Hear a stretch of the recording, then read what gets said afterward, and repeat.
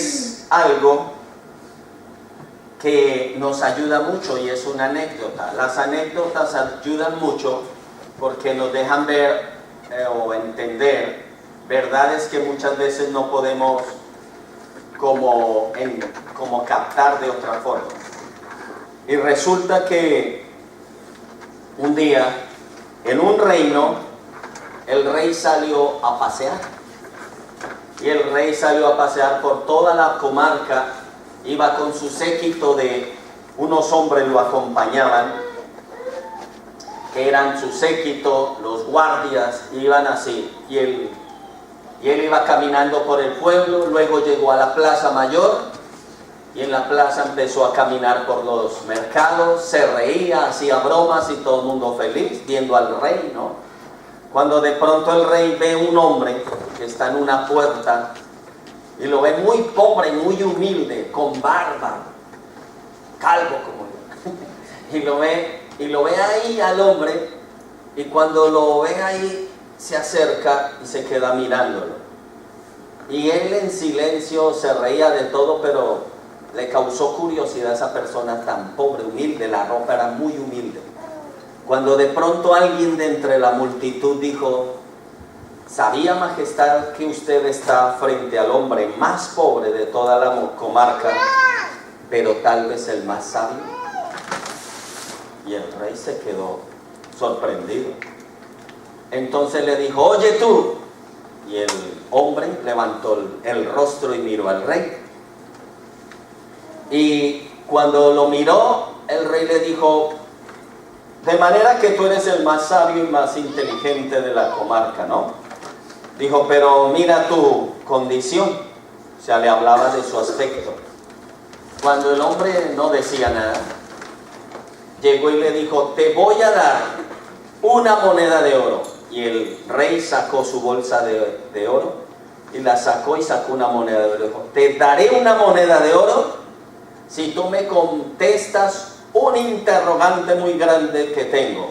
Y ya que dicen que eres tan sabio, pues va a ser una pregunta en la cual no te me vas a poder escapar. Entonces, cuando el hombre le dio la respuesta, el rey extendió la moneda, él cogió la moneda y se la puso al lado al rey. Le dijo: no necesito tu dinero, porque el dinero para mí no tiene el valor que para ti tiene. Y el rey quedó sorprendido, se fue, el hombre le dio, lo dejó así impactado. Pasó un día, 2 días, y a los 2 días el rey vino solo, caminando entre la gente, ya no vino con su séquito, y se acercó y le dijo: oye, yo necesito algo de ti. El hombre lo miró y le dijo el rey: ¿me puedo sentar a tu lado? Y él dijo: tú eres el rey. Se sentó al lado el rey de este hombre que era muy, muy humilde, y le dijo: la respuesta que me diste el otro día me dejó impactado. Dijo: yo tengo en mi reino muchos problemas en cuestiones de reino, en cuestiones legales, y yo veo que tú eres una persona que estás capacitada, eres muy coherente y ves como otros no ven. Dijo: yo te ofrezco lo siguiente, yo te ofrezco una habitación en el palacio, yo te ofrezco comida, mujeres, todo lo que tú quieras lo vas a tener, y yo te pagaré lo mejor que pueda, y con la condición que tú estás hasta cuando tú quieras. Y dijo: pero por favor te lo pido, te necesito en el reino te necesita. Entonces el hombre accedió, y sí, le dieron una habitación lujosa. Él llegó y estaba tenía su habitación grande, tenía una ducha preparada, con agua calentita, de todo, tenía personas que le servían, lo bañaban, lo vestían, todo lo tenía. Y pasó así el tiempo, pasaron los meses, y el rey estaba súper agradecido, decía: wow, porque el hombre era una sabiduría, una coherencia, y él hasta tuvo que despedir a varios, porque veía que había tenido muchos inútiles en su reino. Entonces pasó el tiempo, cuando un día llegó una comisión de 3 hombres y dicen: rey, hay algo que tenemos que contarte.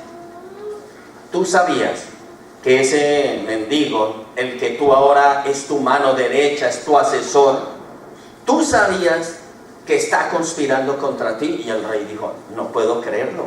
Dijo, tú lo llamas tu amigo, pero esa confianza, ¿quién se la dio? Tú. Pero el hombre está conspirando, lo hemos seguido durante meses y el hombre está conspirando. Dijo, pero ¿qué pruebas tiene? Dijo, se lo vamos a demostrar. El hombre todos los días se va a un lugar y se entrevista con alguien y allí están tramando algo contra ti, rey. Y el rey dijo, no puede ser. Dijo, ¿estás seguro? Dijo, sí. El hombre entra ya a esa casa y debe tener a alguien, claro, como tú le diste poder, todo el dinero que quiera, toda la ropa que él quiera, todo. Dijo, pues ya estarán montando algo y pues tenemos miedo de que te pueda destronar o hacer algo. Y dijo, bueno. Entonces el rey dijo, vale. Y ya han ido a la casa y dijo, no, tenemos todo ubicado, pero por eso te lo vinimos a informar. Entonces el rey dijo, no hagan nada, yo quiero ir con ustedes. Y el rey se preparó una comisión bien tremenda y dijo, ¿qué horarios tiene? ¿A qué horas va? Dijo, va todas las mañanas y todas las noches. Dijo, ¡guau! Entonces ahí hay algo raro. Y se fueron una tarde y cuando el hombre entra allí, entra a la casa y cuando en una de las habitaciones se mete el hombre y llegan ahí, ¡pum!, el rey y su séquito. Y entran, rompen la puerta de la casa, entran y cuando de pronto llegan y dicen, esta es la habitación, abren la habitación y cuando el hombre se sorprende dice, ¿qué pasa? ¿Qué pasó? Y el rey le dice, tú estás conspirando contra mí y tenemos todas las pruebas, así que saca a las personas que tienes aquí. Y cuando él le dice, no, ilumina toda la habitación, y la iluminaron con lámparas y todo esto, y no había en la habitación sino un trozo de alfombra, había, Dios mío, había un trozo, una alfombra, había, si me interrumpen yo no me concentro, y había un manto, una pequeña silla y un bastón. Y el rey dice, pero aquí no hay nada, no hay nadie. Y entonces es cuando él le dice, ¿qué pasa aquí? Yo quiero que tú me cuentes. Y el hombre le dice, ¿ve ese bastón? ¿Ve ese manto? ¿Ve ese pequeño trozo que hay ahí donde uno se puede sentar? Y dice, sí, ¿qué pasa con eso? Dice, rey, tú me diste lo mejor, lo que nadie me ha dado. Me diste una ropa que yo jamás hubiera pensado tener.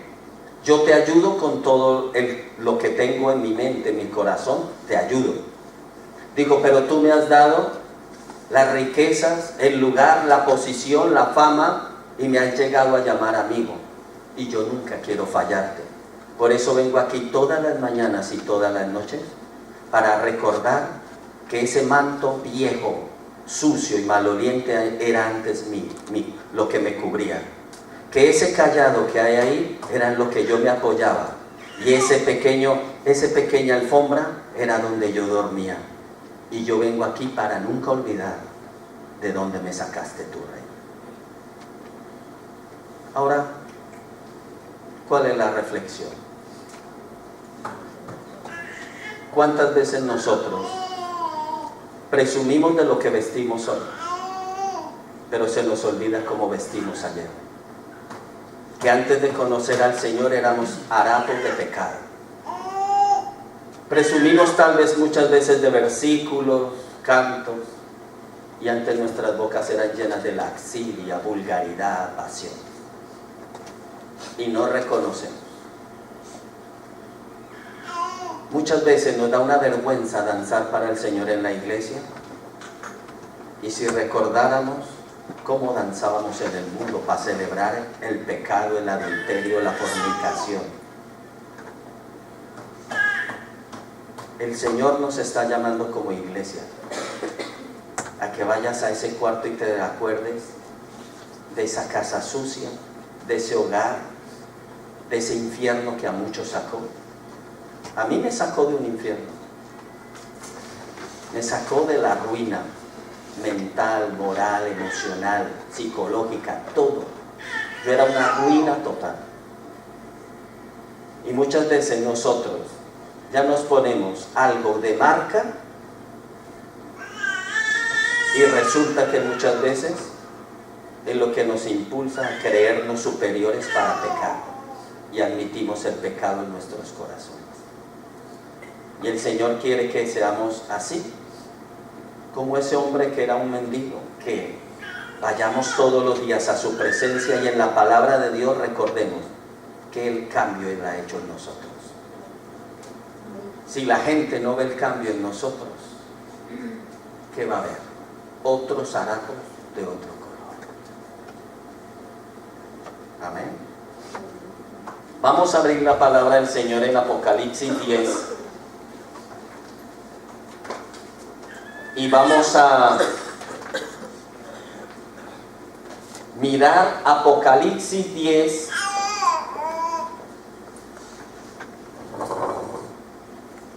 Vamos a mirar el versículo 4 y finalizamos. Dice el versículo 4, ¿todos lo tienen ya? Apocalipsis 10, 4. Que se note que lo encontraste.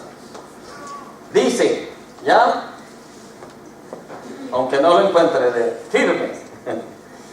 Dice la palabra del Señor en el nombre del Padre, del Hijo y del Espíritu Santo. Cuando los 7 truenos hubieron emitido sus voces, yo iba a escribir, pero oí una voz del cielo que me decía: sella las cosas que los 7 truenos han dicho y no las escribas. ¿Lo volvemos a leer todos juntos? A ver, en castellano, no en lenguas. Cuando los 7 truenos no truenan. A ver, a tronar. 1, 2, 3. Cuando los 7 truenos hubieron emitido sus voces, yo iba a escribir, pero oí una voz del cielo que me decía: sella las cosas que los 7 truenos han dicho y no las escribas. Padre Celestial, en el nombre de Jesucristo, reconocemos, Señor, nuestra humanidad en esta tierra. Por eso declaramos tu nombre, tu grandeza, tu soberanía sobre nuestras vidas, y nos rendimos delante de ti, gloria eterna, para que tu palabra nos transforme y tu palabra nos lleve a tu verdad. Padre Santo, en el nombre de Jesucristo, habla a tus hijos que abren su espíritu y su corazón para oír tu voz. En el nombre tuyo, soberano Dios, en el nombre tuyo, soberano Jesucristo. Amén. Pueden tomar sus asientos. Ahora, esta parte del capítulo 9, del capítulo 10, la estoy leyendo porque vamos a ir a mirar algunas verdades que no que no han quedado, pienso yo, como claras. Vaya al libro de los Salmos y va a ir al Salmo 29. ¿Por qué al Salmo 29? Se dice que todo lo que la palabra, hay un principio, no solo se dice, sino que hay un principio en la palabra de Dios, y es que la palabra de Dios se identifica ella misma y se confirma ella misma. Amén. Aquí en el versículo que acabamos de leer, que vemos que hay 7 truenos y 7 voces que emiten los truenos, cada trueno una voz, ¿verdad? Pero esto, la palabra de Dios siempre tiene la respuesta a todo. Hablamos de que muchos teólogos y eruditos, como aquí dice, que sella el libro, o sea, esto que escribieron, esto que se estaba viendo en los cielos. Recuerde que Juan está recibiendo una revelación. Dice: esto no lo escriba. Pero usted va a ir a Salmos, al libro de los Salmos 29, y va a ver si el Señor habla o no habla acerca de esto. Y dice, tributad a Dios, oh hijos de los poderosos. Dad gloria al Señor, la gloria y el poder, ¿verdad? Versículo 2. Dad al Señor la gloria debida a su nombre. Adorad al Señor en la hermosura de la santidad. Y mire lo que viene aquí. Voz del Señor sobre las aguas. Truena el Dios de gloria. ¿No dice el versículo 1 que un ángel vino y puso su pie sobre las aguas y otro pie sobre la tierra? Presten atención. Versículo 4. Voz del Señor con potencia, voz del Señor con gloria. Cuando dice potencia, se desata su poder y se desata luego su gloria. Luego dice, voz del Señor que quebranta los cedros. ¿Qué es lo que quebranta los cedros? ¿Qué es quebrantar? Romper, hacer pedazos. Quebrantar es como estrellar en el suelo un vaso. ¿Y qué es lo que puede quebrantar un cedro? Ustedes saben los cedros. ¿Alguien ha visto un cedro? ¿Alguien conoce esos árboles? Que son fuertes, son vidriosos y a veces cuando el viento los bate hacen unos ruidos que crujen. Si usted ha estado en el campo, eso sucede con los cedros. Son gigantescos y normalmente son de 20, 30 metros hacia arriba. Son súper gruesos y fuertes. Y dice, voz del Señor que quebranta los cedros, o sea, los desmenuza. Imagínense eso tan fuerte que lo puede destrozar. Un rayo, ¿verdad? Un trueno, lo vuelve nada. Ahora mire lo que dice. Quebrantó el Señor los cedros del Líbano, los hizo saltar como becerros. Imagínate un bosque completo saltando los árboles como cabritas. ¿Qué está cayendo allí? Se mueve la tierra, rayos, todo. ¡Pum! Ahora, eso es lo que tenemos que... Y dice, al Líbano y a Sirión como hijos de búfalos. Por eso digo que era como una manada, o sea, un bosque, el bosque completo. Y dice, ahora miren el 7. Voz del Señor que derrama, ¿qué? Llamas de fuego. Y miren lo que pone luego. Voz del Señor que hace temblar el desierto. ¿Serán pequeños los desiertos? Son gigantescos y los hace temblar, estremecer.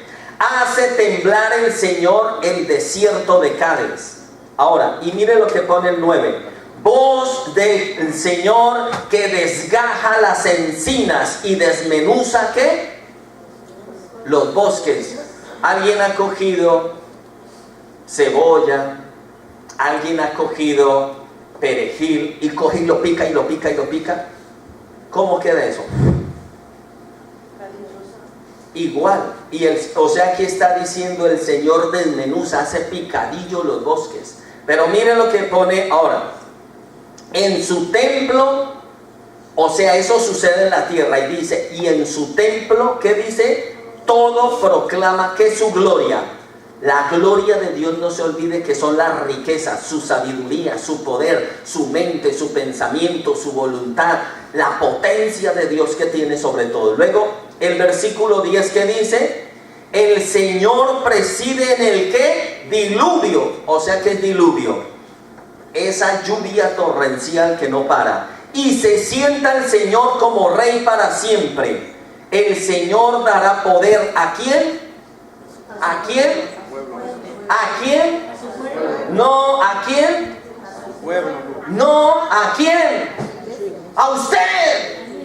Diga a mí. Usted es el pueblo. Usted dice, si usted lee a su pueblo, usted como que dice, a mí no, a mí, a la iglesia, yo soy su pueblo, yo soy su hijo, yo soy su heredero. Mire lo que dice, y se sienta el Señor como Rey para siempre. El Señor dará poder a su pueblo, a sus hijos. El Señor bendecirá a su pueblo con paz. Pero ¿notaron algo? Revise la Biblia. ¿Cuántas veces dice voz de Jehová? Revíselo y me lo dice. ¿Cuántas veces? Cuéntelas. ¿De qué estábamos hablando? 7 veces. ¿Y cuántos truenos son? ¿Y cuántas voces dan? 7. Ahí tiene la respuesta que no se escribió, pero que fue revelada a David. Imagínense la intimidad, el corazón, el carácter, la relación que David tenía con el Señor, que los secretos de la palabra lo reveló a través de la inspiración de un hombre, ojo, que adoraba a Dios en espíritu y en verdad. ¿Ustedes no les ha pasado que cuando usted empieza a adorar al Señor en espíritu, no ha oído que a veces usted empieza como a hablar profecías y no se da cuenta? Si no le ha pasado, es porque no adora en el espíritu. Y usted adora en el espíritu y a veces ve cosas terribles. Adora en el espíritu y a veces ve cosas que van sucediendo. A mí me ha pasado, he visto unas sanidades y yo digo, ¿por qué las veo? Tendrán que ocurrir un día. He visto unas cosas cuando uno adora al Señor en el espíritu. Yo he visto unas catástrofes terribles.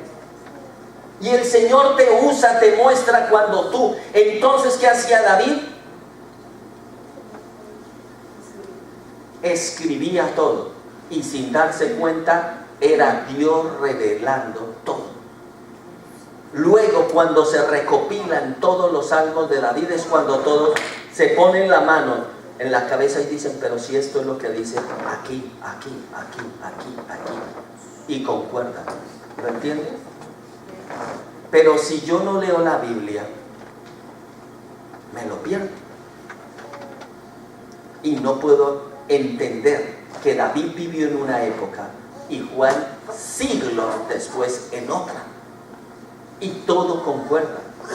O sea, lo que no pudo decir uno, lo que no usó el Señor como un secreto, como algo oculto, lo reveló en otro. ¿Para qué? Para que tú, la iglesia, yo, la iglesia, lo descubramos y lo veamos y digamos, wow, wow, wow. ¿Usted sabe qué significa la palabra aleluya? Aleluya es, me quito el sombrero delante de ti. Aleluya es, me descrestas, me dejas abrumado, tu gloria, tu sabiduría. ¡Wow! Eres lo máximo, te reconozco que eres verdaderamente Dios. Eso significa aleluya. Por eso aleluya no es aleluya, aleluya. No, aleluya cuando usted lo diga es wow, mi majestad. ¿Cómo no eres lo más grande? Eres ¡buah! Supremo, perfecto, qué mente, qué sabiduría. Eso es aleluya. ¿Lo entendemos? Ahora, imagínense lo que el Señor revela acá. Que Él emite sus voces como voz de trueno. Y por eso dice voz del Señor, voz de Yahvé, voz de Elohim, voz del Shaddai, que operando, ejecutando juicios. Pero escuchen, un hijo de Dios nunca cuando ve los juicios del Señor debe temer, sino no debe temer por su vida, por los suyos, pero debe temer para someterse a su Señor, de ver que es un Dios que juzga el pecado. Amén. Ahora, vamos a mirar cómo leímos el versículo 4, ¿verdad?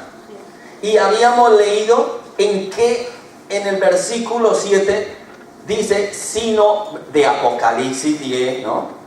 Sino que en los días de la voz del séptimo ángel, cuando él comience a tocar la trompeta, ¿estamos ya en la séptima trompeta?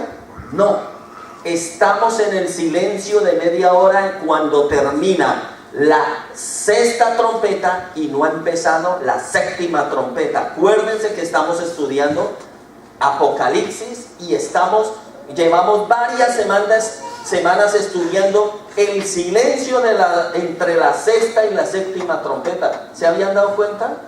¿A que no?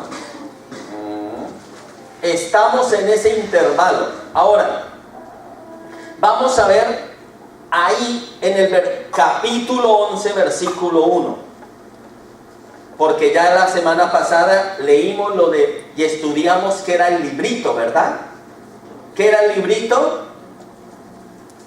El libro habla de qué, de lo que el poder del rollo del dueño de la tierra que Dios lo da. Dios dice, hay un dueño en la tierra y a él le daré ese librito, que lo decía en Apocalipsis 4 y 5.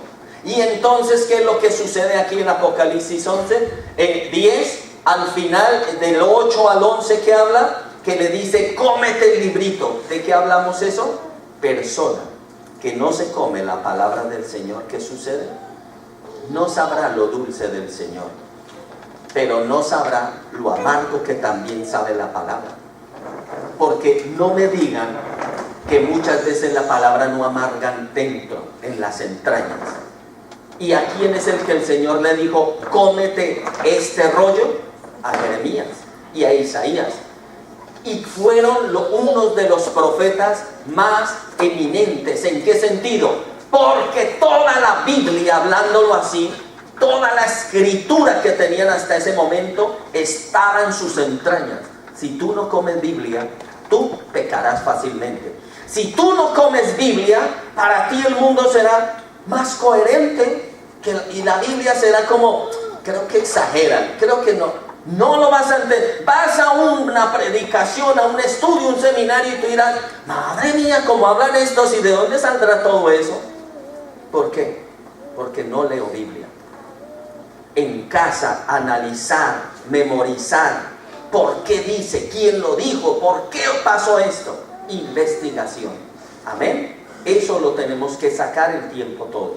Ahora, capítulo 11, versículo 1 y 2 vamos a leer. No podemos avanzar más. Dice, entonces me fue dada una ¿qué?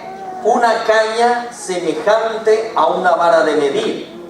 Y se me dijo, levántate y mide el templo de Dios y el altar y a los que adoran en él. ¿Cómo así? Mide el altar y mide las personas que están en el altar. Pero así es la palabra, eso es lo tremendo. Y versículo 2, pero el patio que está fuera del templo, déjalo aparte y no lo midas, porque ha sido entregado ¿a quién? A los gentiles, y ellos hollarán, o sea, pisotearán la ciudad santa 42 meses. ¿Ya entendieron? Ahora vamos a la explicación. Tenemos que mirar que nuevamente Juan, no solo, ahora Juan no es testigo, sino es parte de los sucesos. Por eso dice, entonces me fue dada una caña. O sea que dice en el versículo 1, ¿quién le dio la caña? No. O sea que a Juan ahora lo hacen protagonista de Apocalipsis. ¿Y para qué le da la caña el Señor? O un ángel del Señor, ¿para qué le da la caña? Para que mida. Y le dice, levántate y mide el templo y el altar y los que adoran en él. Entonces, ¿qué órdenes recibe Juan? Que es lo que tenemos que entender. De medir el patio. Pero en la razón de medir el patio, ¿y qué más le dice? Y el templo, y dice, una parte que era el atrio, dice, ese no lo midas, porque ese es para los gentiles. ¿Usted sabe qué significa gentil? Y dice, y los gentiles hollarán el templo, y da una cantidad de tiempo, dice, por 42 meses. ¿Cuántos son 42 meses? 42 meses, ¿cuánto es? ¿Cuántos meses tiene un año? 12. Entonces, 3 años y medio. Ahora, ¿eso de qué nos habla? De la tribulación, que ¿cuánto tiempo son? 3 años y medio, la gran tribulación. Amén. Tribulación 3 años y medio y gran tribulación 3 años y medio, en total de tribulación 7 años, ¿no? ¿Ya lo tenían claro o no? Ahora, entonces tenemos que mirar, primero, ¿por qué Dios le dice mide? Esto ocurre en la Biblia, no solo aquí en Apocalipsis. Vayan a Ezequiel 40, todos, Ezequiel 40. Y en Ezequiel 40, el Señor hace lo mismo. Le dice a Ezequiel, quiero que midas, y lo pone a medir. Entonces, ¿esto de qué nos está hablando aquí la palabra del Señor? Cuando pone a medir y llega y le dice, lo voy a leer, en el año 25 de nuestro cautiverio, al principio del año, se lo voy a leer en la versión Dios habla hoy. Mire lo que pone, en el día 10 del mes, que en el día que es el año nuevo, el Señor puso su mano sobre mí. Está hablando Ezequiel, el profeta Ezequiel. Dios le pone la mano sobre él, imagínense. Y dice, en una visión me trasladó a la tierra de Israel. O sea, en la visión yo veo Israel. Ya iban a cumplirse 25 años desde que fuimos llevados a Babilonia. ¿De qué está hablando? 25 años de qué? Cautiverio. ¿Cuántos años duró en cautiverio Israel bajo Babilonia? ¿Cuántos? ¿Los que están en la escuela de líderes? 40. Dios los perdone. Y dice, en la tierra del Señor me puso sobre el monte muy alto, y desde allí vi hacia el sur un grupo de edificios que parecía una ciudad. El Señor, versículo 3, me llevó allá y vi un hombre que parecía de bronce. Estaba de pie a la puerta y tenía en la mano una cinta de lino y una regla para medir. ¿Están leyendo hasta el versículo 4? ¿Sí ve que es lo mismo, más o menos, que Apocalipsis 11? Y dice, aquel hombre me dijo, mira bien y escucha con cuidado, presta mucha atención a todo cuanto voy a mostrarte, pues Dios te ha traído aquí para que yo te lo muestre. Luego comunica al pueblo de Israel todo lo que veas. Escuchen que aquí pasan dos cosas. En Ezequiel, Dios coge a Ezequiel exactamente igual que a Juan y lo pone a medir el templo. Ahora vamos a Zacarías 2. Zacarías capítulo 2.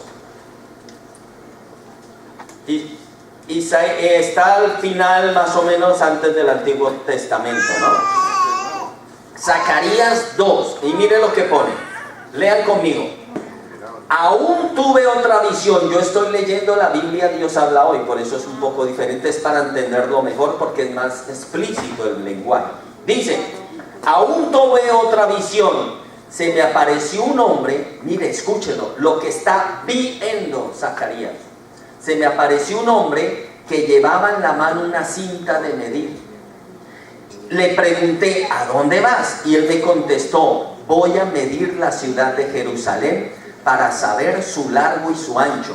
Entonces vi que se iba el ángel que había hablado conmigo y que otro ángel le salía al encuentro y le decía, corre a decirle, escúchenlo, al joven que lleva la cinta de medir, Jerusalén será de nuevo habitada y tantos serán sus habitantes y ganados que no podrá tener murallas. Pero el Señor afirma, yo seré como una muralla de fuego alrededor de Jerusalén. Jerusalén, acuérdense que es pueblo escogido, o sea, tú eres Jerusalén. Pero el Señor afirma, yo seré como una muralla de fuego alrededor de Jerusalén y en medio de la ciudad mostraré que mi gloria. Ustedes sabían que lo que vio Zacarías fue lo que pasó con Juan. La visión que tiene Zacarías era lo que le iba a ocurrir cientos de años después al profeta Juan, donde él estaba escribiendo el Apocalipsis. La visión esta que anuncia la reconstrucción material de la ciudad de Jerusalén, sino también la instauración de ¿qué? De una Jerusalén renovada, mesiánica. Pero ¿eso qué es? Esa es una casa nueva, Jerusalén, donde manifestará que los antiguos prodigios del Éxodo. Escuchen bien, los que sucedió en Éxodo 40:34 más explícitamente, va a ocurrirle a Jerusalén. Pero lo tremendo es que las murallas materiales ya no serán necesarias. O sea que eso habla del futuro de Jerusalén. ¿Jerusalén ahora tiene murallas? No, tiene un muro de los lamentos que es el trozo que quedó y es donde van a orar, ¿verdad? Pero y dice, por eso todo lo que ocurre en Jerusalén, ¿qué es? Es todo lo que ocurra a Jerusalén, es una manifestación que nos muestra lo cerca que está o lo lejos que está la venida del Señor. Pero previamente habla de que precisamente como iglesia nosotros debemos estar preparados, viendo los sucesos de Jerusalén y la palabra, para saber cuándo el Señor se va a llevar lo suyo, su iglesia. Ahora, aquí habla de qué? De que el Señor va a medir. Pero el Señor, ¿por qué va a medir? Pone a medir por dos cosas. Por un lado lo pone a medir el templo. Y dice que eso ¿a qué se refiere? Al lugar santo y al lugar santísimo. Yo sé que no todos saben lo que es el tabernáculo, pero miren, se lo digo así. El atrio es su cuerpo. ¿Cuál es el atrio? Su cuerpo. Y es exactamente así como la Biblia lo define. Todo lo que es el tabernáculo es usted.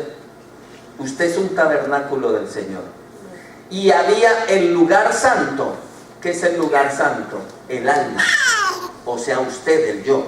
Y el lugar santísimo es donde mora el Espíritu Santo y donde habla Dios. Y el Señor dice aquí algo poderoso. Dice, mide el templo. Escuchen. O sea que el Señor va a medir ¿a quién? A la iglesia. ¿Qué es medirla? Dice su largo, su ancho. Todos debemos tener unas medidas dadas por Dios. ¿Cuáles son tus medidas? Yo, ¿por qué las tengo que saber? ¿Cuáles son tu largo y tu ancho? Escuchen esto. El largo y el ancho tuyo son los dones, son los talentos, son las cualidades que yo nunca podré desarrollar porque son tuyas y Dios las puso en ti. Mi ancho y mi largo son las capacidades que Dios me dio a mí, únicamente a mí, y que usted no puede usar, pero que como iglesia las podemos compartir para sumar y crear la obra perfecta de Dios. ¿Lo entienden? Entonces Dios va a medir el ancho y el largo. ¿De qué? De tu espíritu. ¿Qué es de tu espíritu? ¿Te sometiste al espíritu? Y de tu alma, ¿quién gobernó tu vida? Tu cuerpo, ¿quién la gobernó? ¿Tu alma?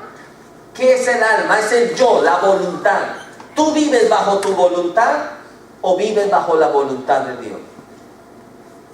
Es fácil decir soy hijo de Dios, pero es mucho más difícil vivir sometido a la voluntad del Señor. ¿Por qué? Porque para eso yo tengo que morir y nacer de nuevo. ¿Lo entendemos? ¿Y Dios qué quiere de nosotros? Que haya muerte. ¿Qué es muerte? Yo abandone todo por dejar que Él opere en mí. Ahora, si esta medición que hay, la pregunta es esta, escúchenmelo bien. Dios está construyendo un templo y ese templo eres tú. El Espíritu Santo es el ingeniero de obra que está trabajando contigo. Todo lo que pasa el primer día de este año, ¿cuál fue la charla? Disciplina. Y dijimos que todo es disciplina de Dios. Todo lo que tú vives, te quitan, te ponen, te dan, te aman, te odian, todo es disciplina. Sientes pasiones, no sientes pasiones, vives en santidad, vives atribulado, todo eso que es trato, trabajo. ¿Qué es trato? Trabajo de Dios en tu carácter, en tu temperamento, en tu personalidad, en tus costumbres. Entonces el Señor un día va a medir esa obra que eres tú. Por eso la obra más grande de Dios, por eso muchos dicen a veces, ay, yo quiero trabajar en la obra de Dios. Y Dios dice, gloria a Dios, aleluya, por fin. Y tú te vas para la iglesia, ¿qué hay que hacer? Y el Señor, no, yo pensaba, todo empieza en Mateo 6:6. ¿Qué es Mateo 6:6? Tú y yo, cerradita la puerta, los dos nos vamos a poner a la par, para que cuando vayas a esa congregación sirvas de algo. Si no, todo lo que hagan me lo estarás manchando. Que eso es algo que muchos no lo quieren aceptar. Un hijo de Dios que sirve como se le viene en gana, está manchando. Un hijo que muere en la presencia de Dios y Dios le dice, levántate, obedece, camina, calla, habla. Ese es el que Dios ama y es el que Dios quiere y el que más usa. Pero el que anda opinando, queriendo, trabajando, activismo. ¿Eso de qué es? Del atrio, de la carne. ¿Sí lo están comprendiendo o estoy hablando muy enredado? ¿Lo entienden? ¿Sí o no? Algunos dicen, sáqueme plastilina, por favor. Plastilina y un tablero. Luego. Ahora, entonces, ¿qué hay en el lugar santo? ¿Alguien se acuerda? Hay un lugar donde se pone, ¿qué? Incienso. Un incenciario. ¿Y qué significa ese incenciario? Significa que el alma de todo hijo debe estar botando humo, alabanza. Pero se le echan especies. ¿Cuáles son las especies para que arda ese incenciario?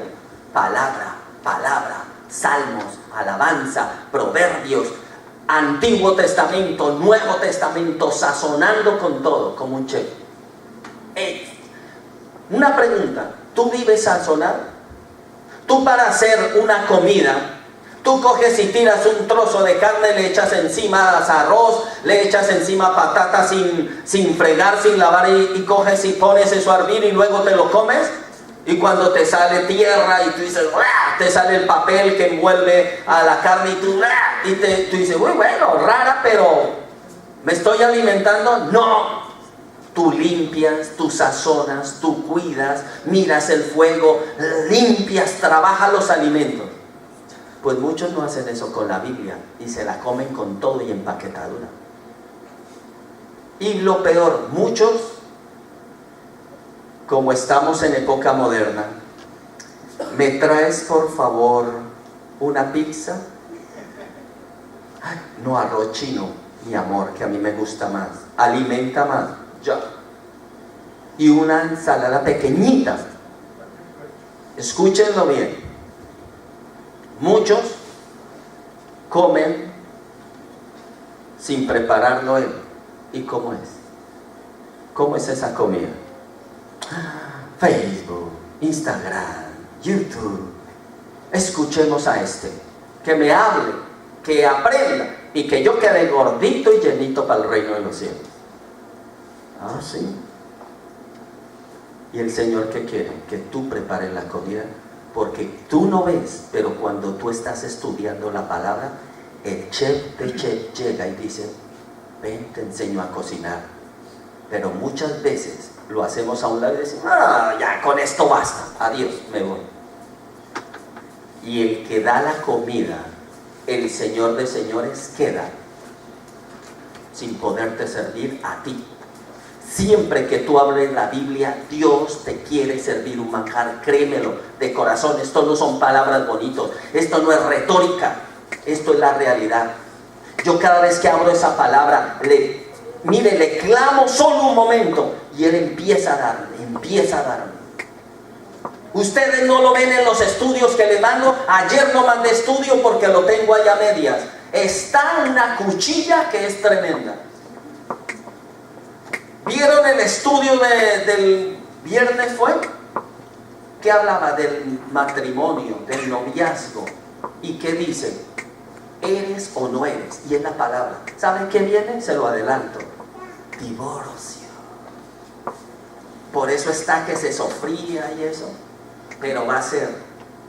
Ustedes van a ver escrito esto. O tú obedeces la palabra, o obedeces a lo que los hombres dicen, o obedeces a lo que te da la gana a ti mismo. Pero la palabra en cuanto al divorcio es, y tenemos que comerla y que amarga, pero es tu palabra. Amén. Hay cosas amargas, como se han comido tanta cosa dulce, hay que echarle amarguito para crecer bien nutriditos. Amén. Ahora, vamos a ir rápido. Sí, vamos a ir ya. Dice, pero el patio, versículo 2 del Apocalipsis dice: el patio que está fuera del templo déjalo aparte, y no midas, porque ha sido entregado a los gentiles, y ellos hollarán la ciudad santa durante 3 años y medio. Ahora, le dice: no midas el patio, el atrio. Ahora, los judíos y los no, ¿quiénes son? Los gentiles. Escuchen, esto tiene que estar claro, porque la iglesia muchas veces nos pegaron unas confundidas y muchos andaban diciendo: somos los gentiles. Tú no eres gentil. ¿Por qué? Porque la palabra gentil significa goy. ¿Qué significa goy en el griego? Que estás fuera del pacto, que no estás cubierto bajo el pacto, y que no eres hijo ni ciudadano de Dios. ¿Lo entiendes? ¿Qué gentil? No. Tú y yo fuimos gentiles, pero ahora mismo no somos gentiles. Todo el que acepta a Cristo no puede decir: sí, nosotros los gentiles. No, Señor, porque tú estás diciendo: yo estoy fuera del pacto. ¿Lo entendemos? ¿Y qué hicimos antes de empezar la reunión? Participar del pacto. Recordar el pacto, cuál es la sangre que nos cubre. Ahora, por eso a Juan, ¿qué se le pide? Que esas medidas no las incluya, ni mida ese atrio. ¿Por qué? Porque él está hablando de que es los no cristianos, los que están fuera del pacto, que van a hacer, son los que van a perseguir la iglesia. ¿Se acuerdan en los primeros versículos del mensaje a las 7 iglesias en Apocalipsis 1, 2, 3, que habla el Señor y dice que nos mostrará a aquellos que se dicen ser judíos y no lo son? Te los mostraré. ¿Qué es uno que se dice ser judío y no lo es? Es uno que se dice ser cristiano y no lo es. ¿Qué es un gentil? Es uno que profesará una religión, pero atacará a los hijos de Dios. Por eso estar en una religión no garantiza ser hijo de Dios. Lo que garantiza ser hijo de Dios es haber tenido un nuevo nacimiento, un encuentro con el Señor Jesucristo. Pregunta, ¿tú ya tuviste ese nuevo nacimiento? Ahora, ustedes sabían que históricamente el lugar donde está el templo, porque si ve que dice: ve y mira el templo, y ese templo, que ahí hay un simbolismo y hay una historia muy tremenda que tenemos que, señalar y hacer notar. El templo donde está la mezquita del Domo de la Roca, ¿alguien sabe cuál es la mezquita del Domo de la Roca? La que se llena de musulmanes, de millones de ellos o miles de ellos, para ir y presentar ofrenda a Mahoma, se me va el nombre. ¿A qué libro adoran ellos? Corán. ¿Cuál Alá? Alá. Y Alá también, ¿no? Entonces ese templo se llama el Domo. Ustedes sabían que donde estaba construido, escuchen aquí un poco, concéntrense un poquito, donde está construido el domo, donde están los musulmanes ahora mismo, ahí estuvo formado el templo de Salomón. Ustedes sabían también que allí donde está el domo, eso se llama el Domo de la Roca, también fue descubierto que las bases del templo de Salomón están allí. Por eso ellos dijeron: aquí edificamos. Pero escuchen esto, ellos no saben, porque los últimos descubrimientos arqueológicos a unos pocos cientos de metros de ellos, que han descubierto que aquí, digamos, está el Domo de la Roca, y a unos cientos de metros arqueólogos descubrieron que aquí era, por decir, donde está el templo de Salomón, y que los atrios es donde está la mezquita. O sea, ¿en qué lugar está el domo de la roca? En los atrios de los que van a hollar al pueblo de Israel. O sea, ¿quiénes van a hollar? A pisotear el templo de Israel. Los musulmanes. ¿Lo entienden? Ellos creían, los musulmanes, aquí está, aquí fue hecho el templo de Salomón, aquí construyeron el domo. Pero arqueólogos descubrieron que la parte donde ellos realmente están puestos, el domo de la roca, es los atrios, o sea, la parte exterior del templo, porque el templo está a unos cientos de metros. Y ustedes sabían que todo esto nos habla de una reconstrucción también, que se está haciendo ya. ¿De qué?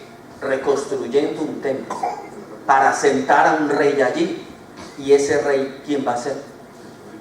El rey de los ¿qué? De los gentiles, o sea, de los que no conocen a Cristo, de los que están fuera de pacto.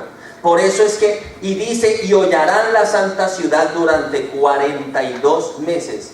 Ahora, todo esto es la parte donde el Señor le dice a Juan, esa parte no la miras. ¿Por qué? Esa parte yo no la voy a explorar. Esa parte, ¿por qué no la va a explorar Dios? Porque todo, ¿tu alma se salva? ¿Sí o no? ¿Sí o no? Sí. ¿Tu espíritu se salva? Sí. ¿Y tu carne?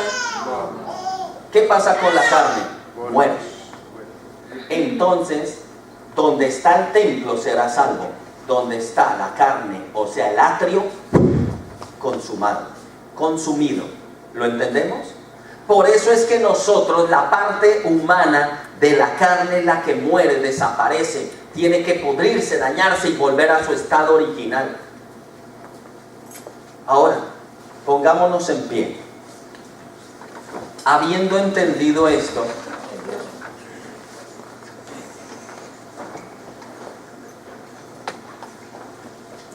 ustedes sabían que en Ezequiel 40:46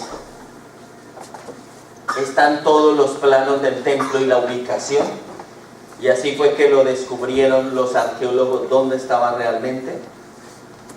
Ahora piensa esto. Hoy el Señor nos habló al empezar la charla de algo que nosotros debemos hacer. ¿Qué debemos hacer? ¿Quieres ser sabio? ¿Cuántos quieren ser sabios?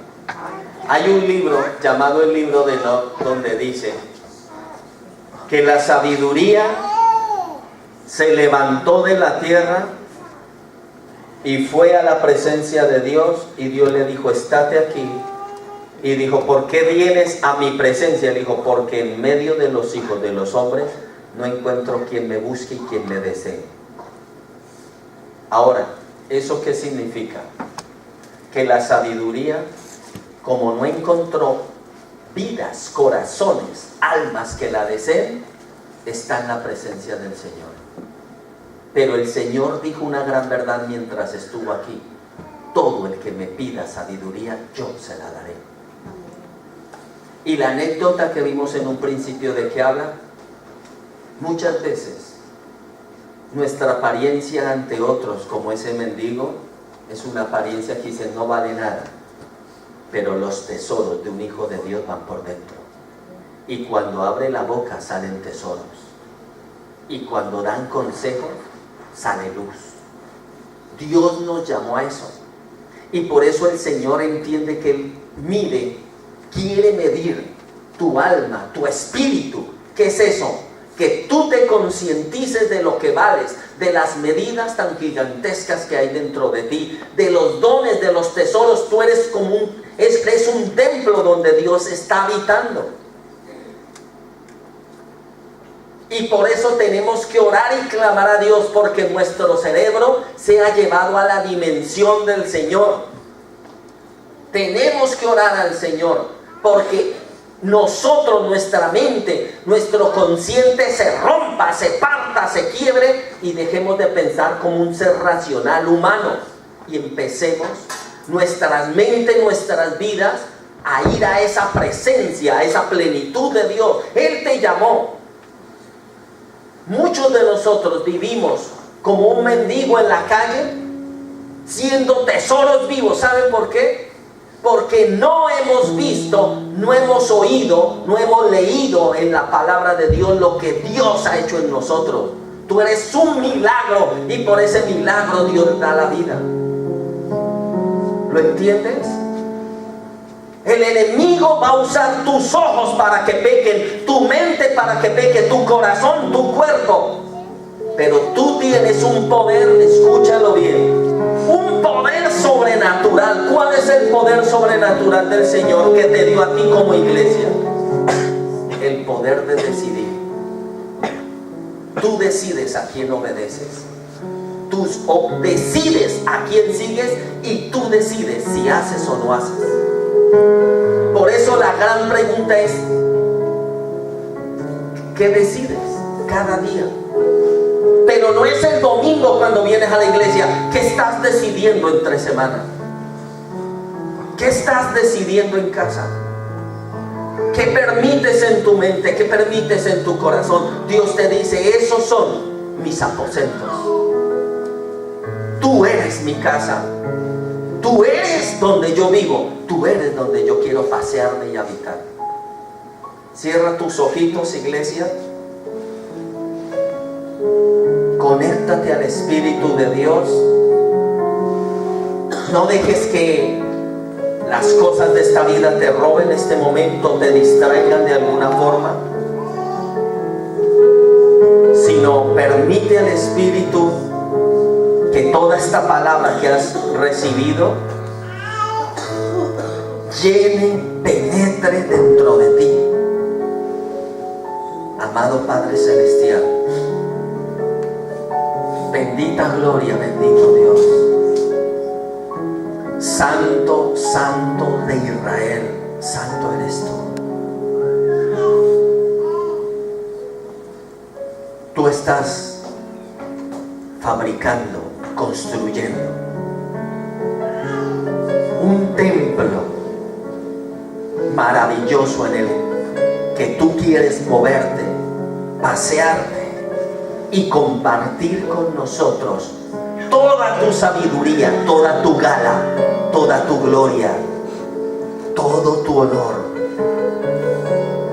todo tu conocimiento, todas tus virtudes.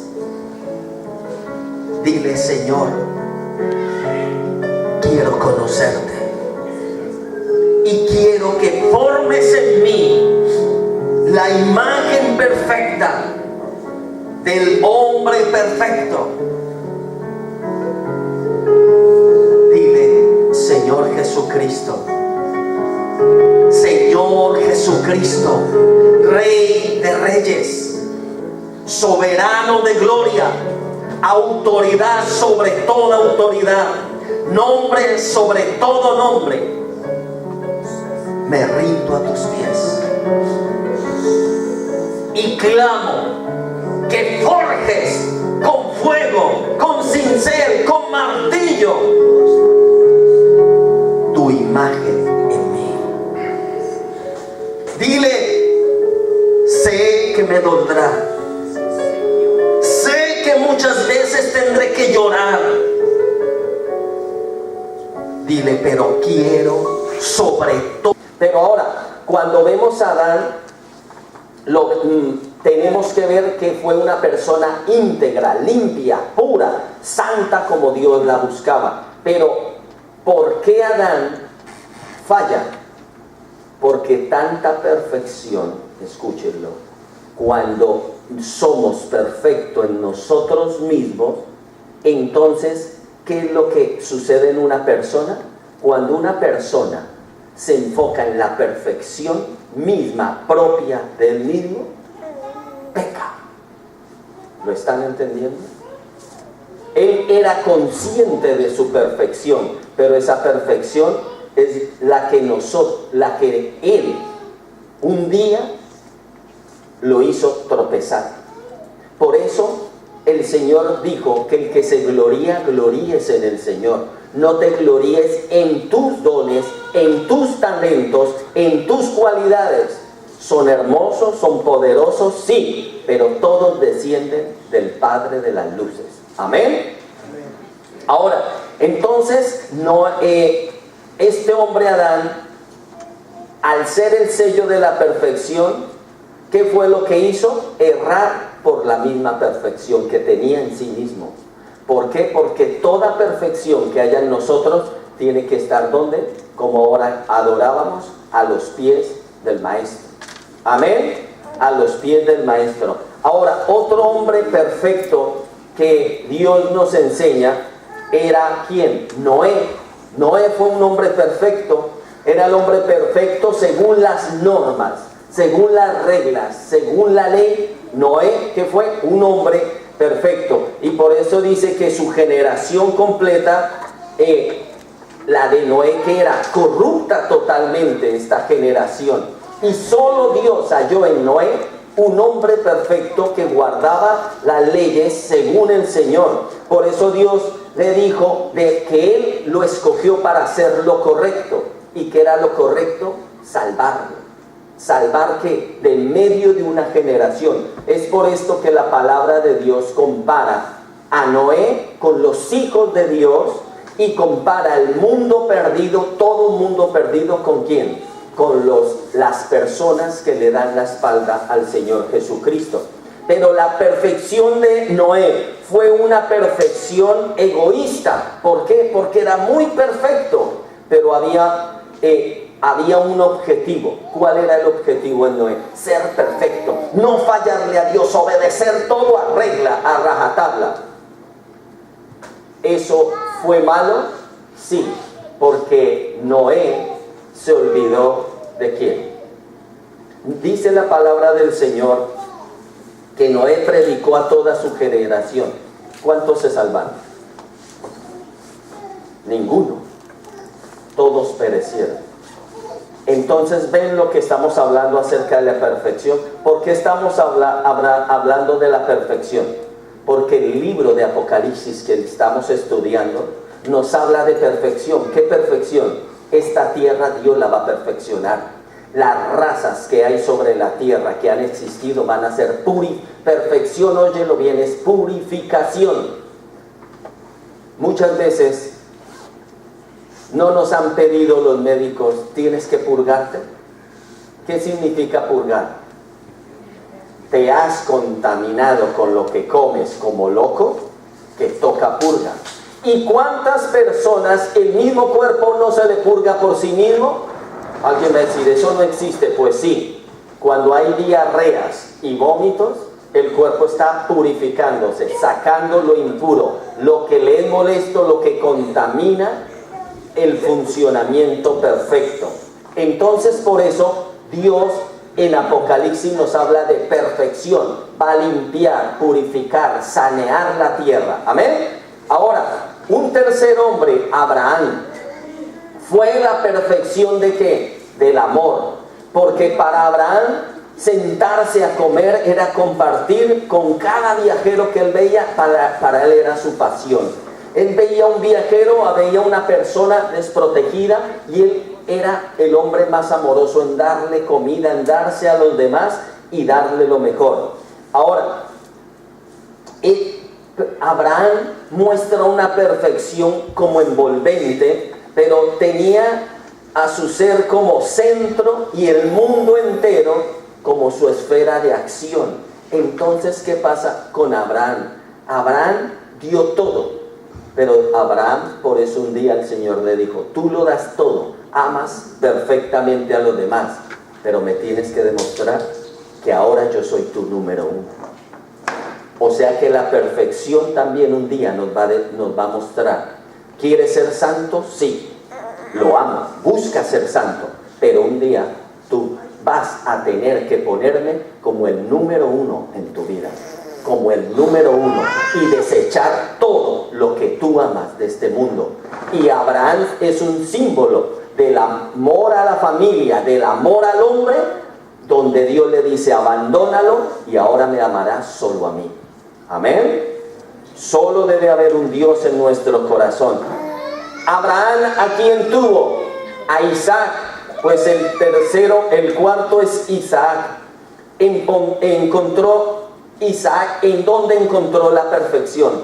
en la autoanulación. ¿Qué hizo Isaac? Se autoanulaba.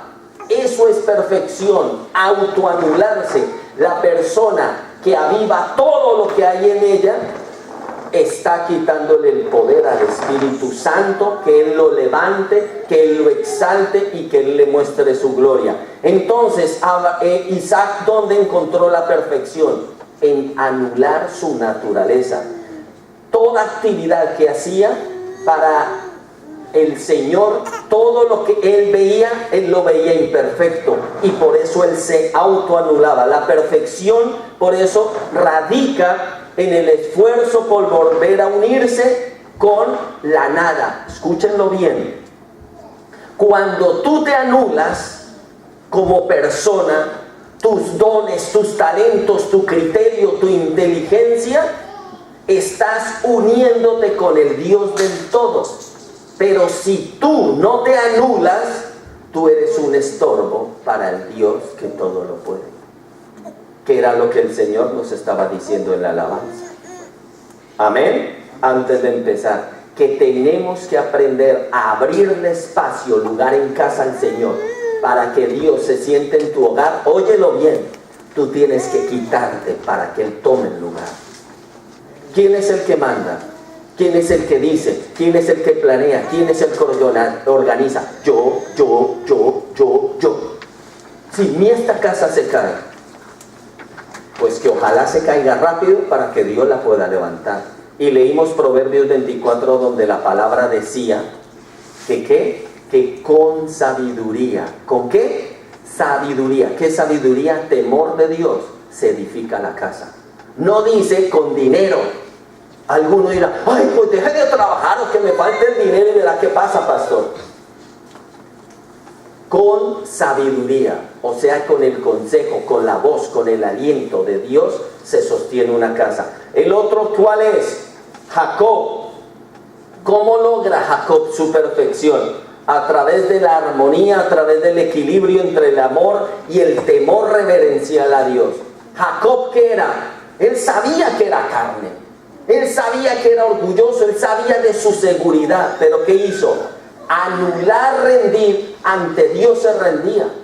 Por eso Jacob es un ejemplo de un David.